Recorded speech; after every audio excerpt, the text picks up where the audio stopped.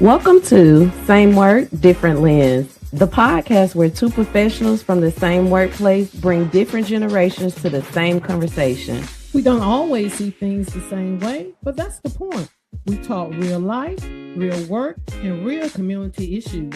From family and wellness to leadership, money, and systems that shape our lives. We're bridging the gap between what was, what is, and what needs to change. Let's get into it.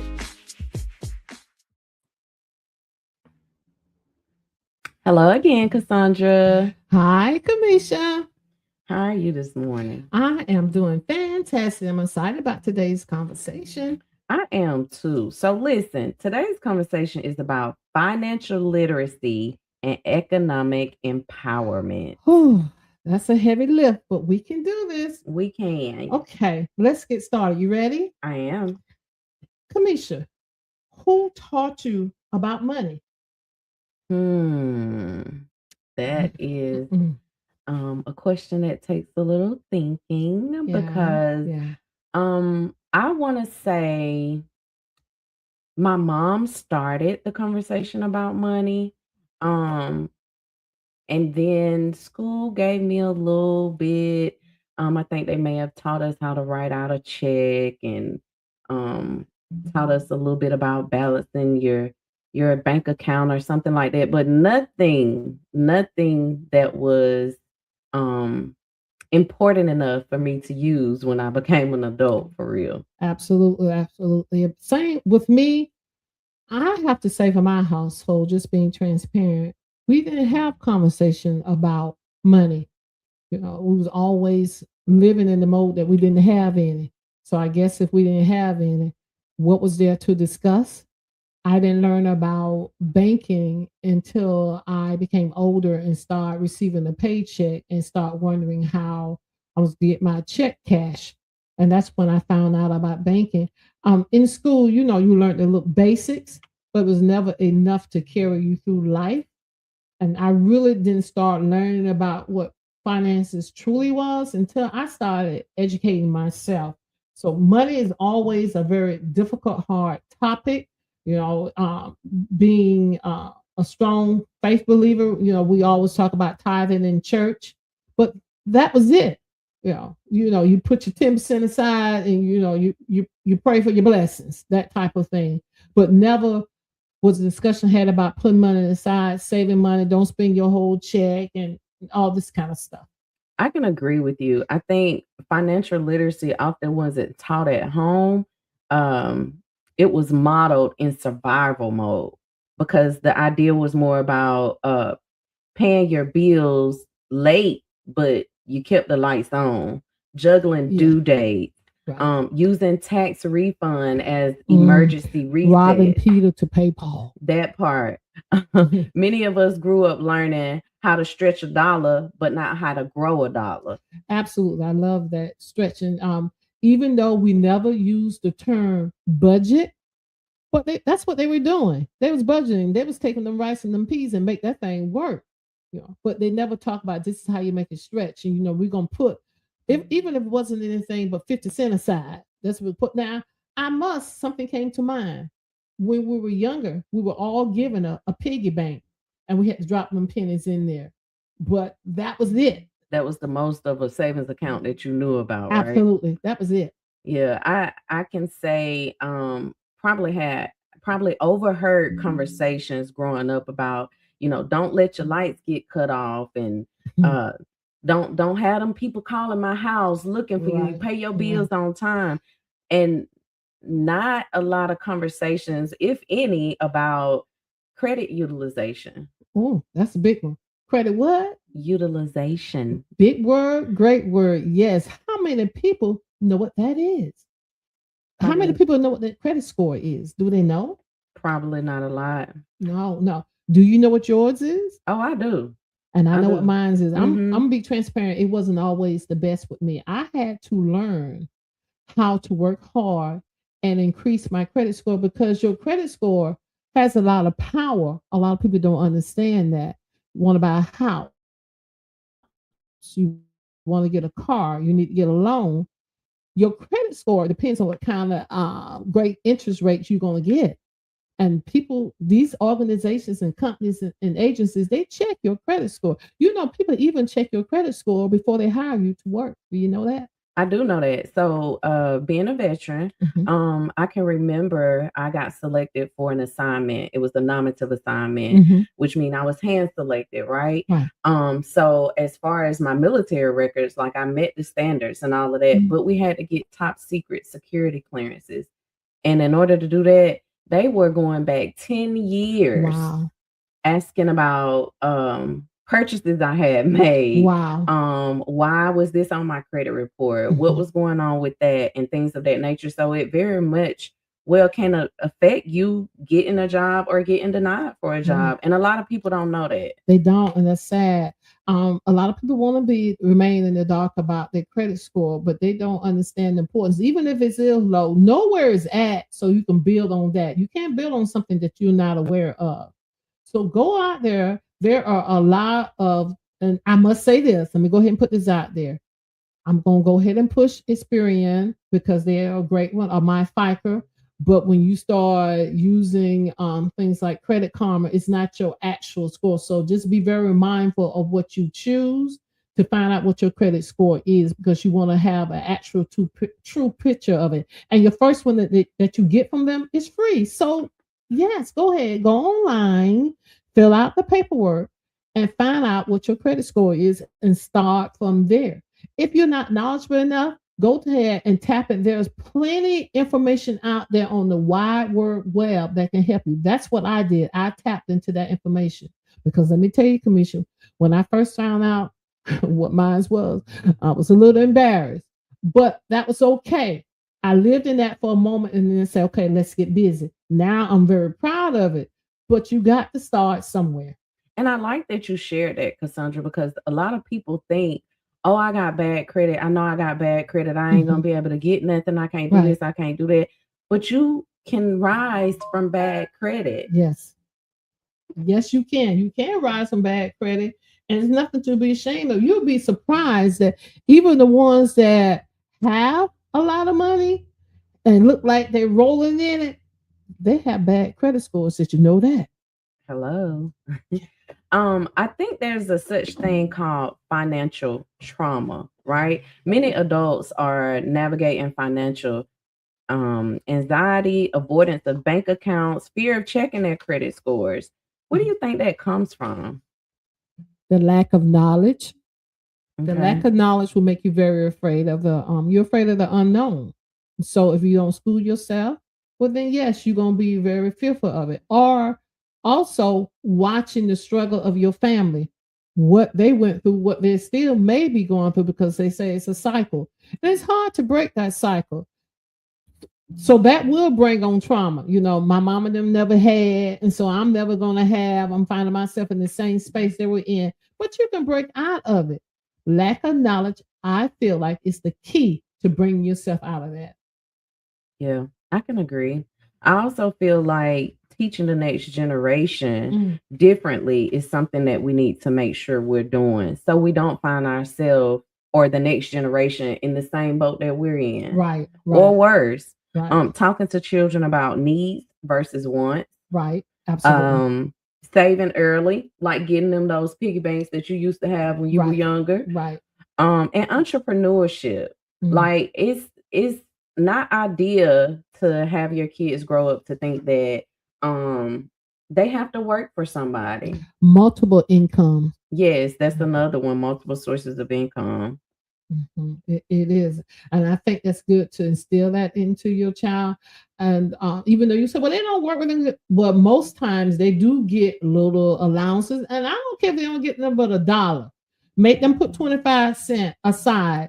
That's going to teach them down the road how to save, because it's very difficult when you are much older, such as myself, and you find yourself in need and you don't have anything to fall back on. Let me tell you. And a thought just came to me. I can remember being younger and hearing over and over again, a child need to stay in a child place. This Mhm. conversation is not for kids. Mhm. And I get it. Some conversations they aren't. They aren't for kids. But what I do feel like we need to do is allow our children to hear and see us having budgeting conversations, right? Absolutely. Because we see nowadays, we're all on Facebook and TikTok, and we see 12 and 10-year-olds starting up companies, and they are very successful.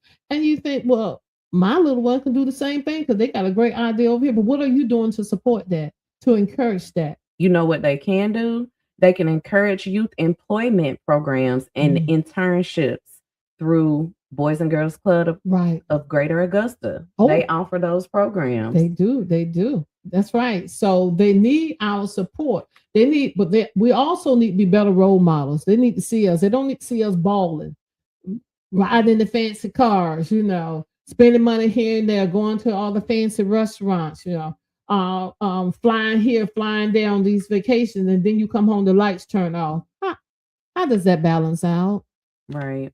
Yeah. So having those conversations with our young ones, working through organizations like Augusta Partnership for Children, I feel like we have a front row seat at seeing some of the issues in our community when it comes to financial literacy. Yes. For instance, parents working full-time jobs, right? But still being unable to do things like afford quality childcare. Wow. Maintain stable housing. Wow. Or save for emergencies. Families having to choose between transportation or work or groceries.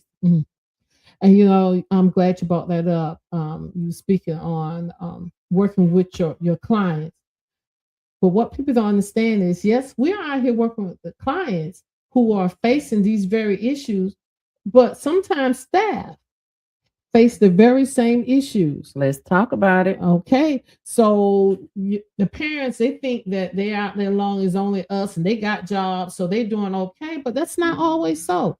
Just because I have a job doesn't make everything okay. You don't know what I'm having to pay for, take care of. I may have an extra family member that I got to provide for, take care of, or I have to take a lot of time off from work to take care of a loved one because I'm a primary caregiver. So and I don't have any PTO time.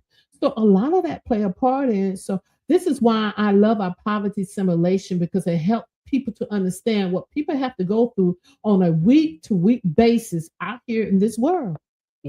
Yeah, I can agree. But you know what, Cassandra? I don't think economic empowerment is just a personal responsibility. It's also access to living wages. Okay. Affordable childcare. Okay. Workforce development opportunities. But who is that on?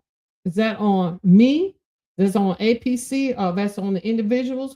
Who is all that on? It's on the people that's in charge of making decisions in our community. We're talking about the system piece, like where the system plays a part in this financial literacy and economic empowerment. Oh, I feel like you're going back to last month's conversation on community engagement and helping others. Oh, I feel this. It's all tying in together. Okay. It is. I mean, local economic decisions affect everyday families, like housing development, public transportation, funding, and job training programs supported by places like Augusta Tech and Augusta Economic Development Authority. When policies change, families feel it first at their own kitchen table. That's true. I totally agree. And they play a large role in that. But the individuals also play a large role in it. Now, what are you doing to help yourself? That's what a lot of people want to know. Are you doing anything to help yourself? Right. And I think it's going to take those individuals accepting their responsibility in it as well, and seeking those services or those programs that can help them get more financially literate. Yes. We do a lot of outreach events, and we do a lot of giveaways, but we also have a lot of information to share with others. And a lot of times, and I hate to say it, but I think it needs to be said, a lot of times people only just want a handout. They don't want to do the actual work that it takes to get them ahead. And sometimes, and it's not, don't get me wrong, it's not everyone, but there are a few out there who just want the handout, who want you to help lift them up, but not put in the equity that's needed.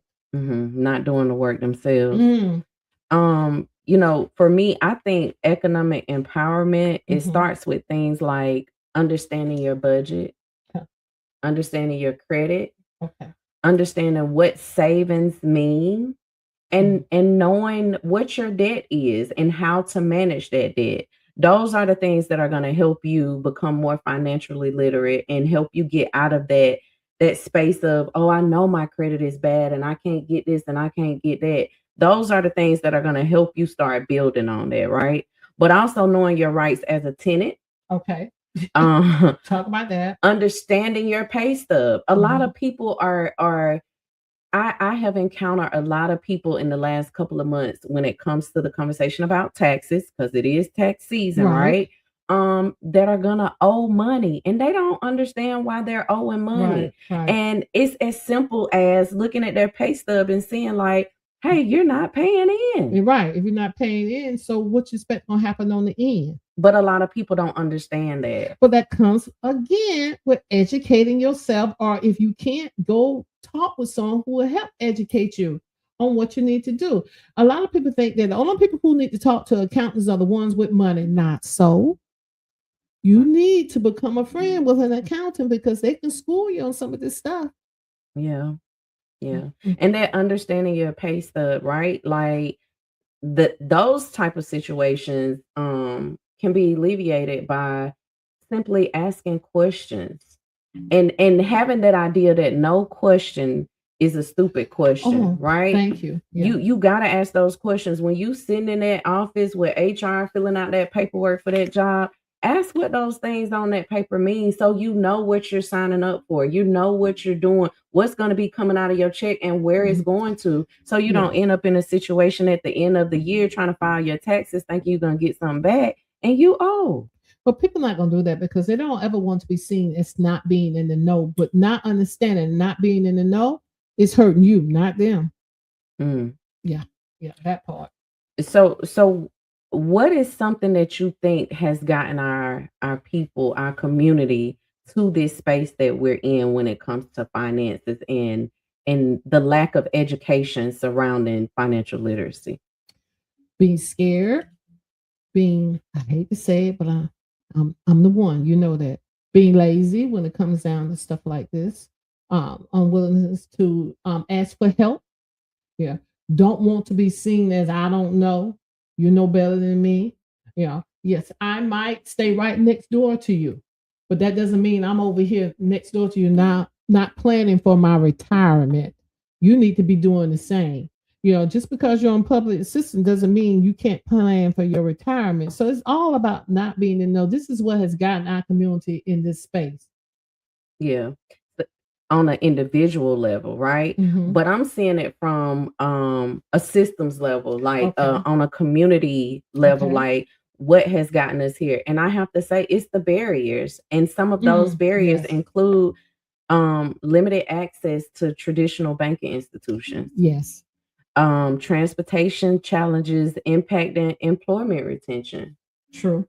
Lack of financial education in the school. There it is again, right? We talked a little bit about that last month about how things are being taken out of the school and I guess the people making the decisions feel like it's not really that important, but we're seeing it in real time, how it's affecting us on a daily basis.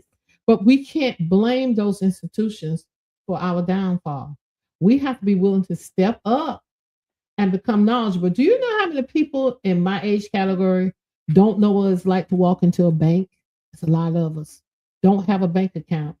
When they get paid, they got to go pay a fee to get their own paycheck cashed.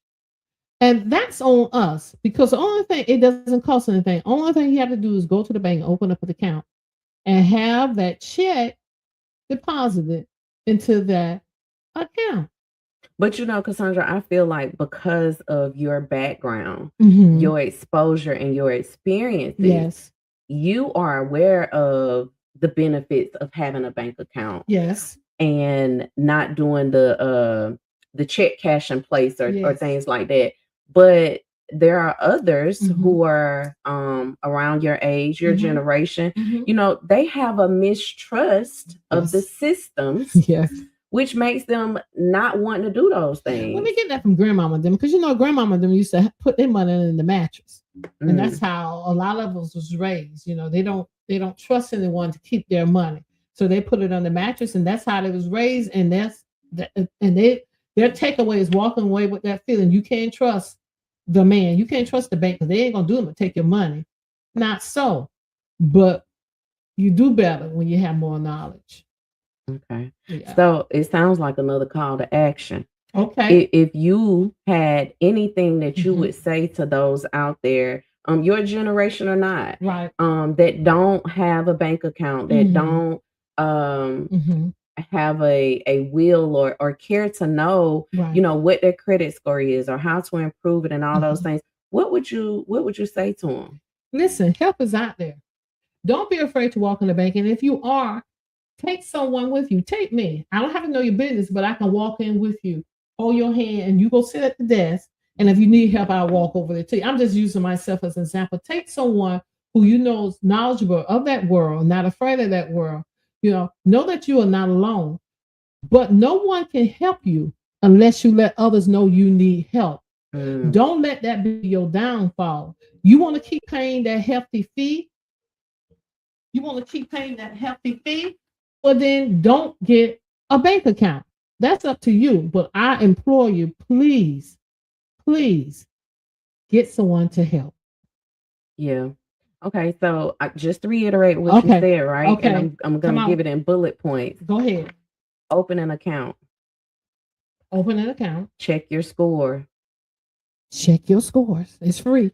Ask the questions to someone who knows.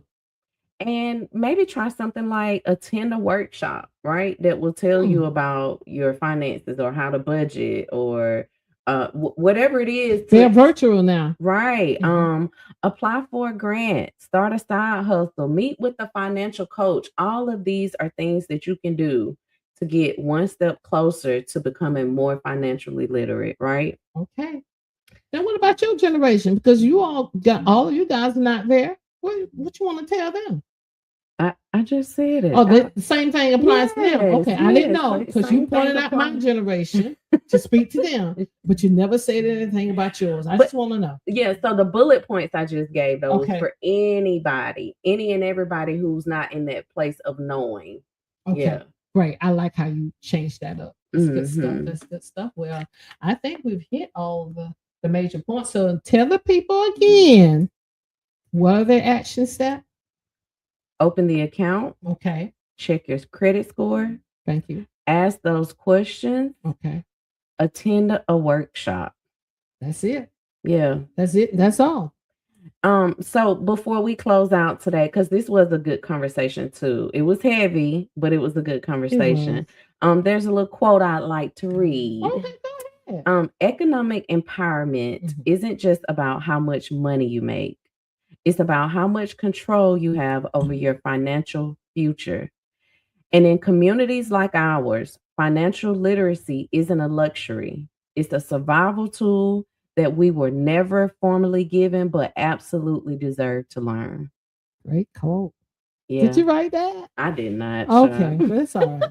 It was still good nonetheless. It was. Okay. That's it, you guys. Yes, we enjoyed the conversation. We hope you enjoyed it as well. Give us some feedback. Let us know what you think. Until next time. Bye.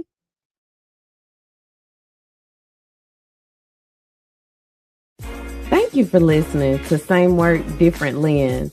Two professionals, two generations, one evolving community.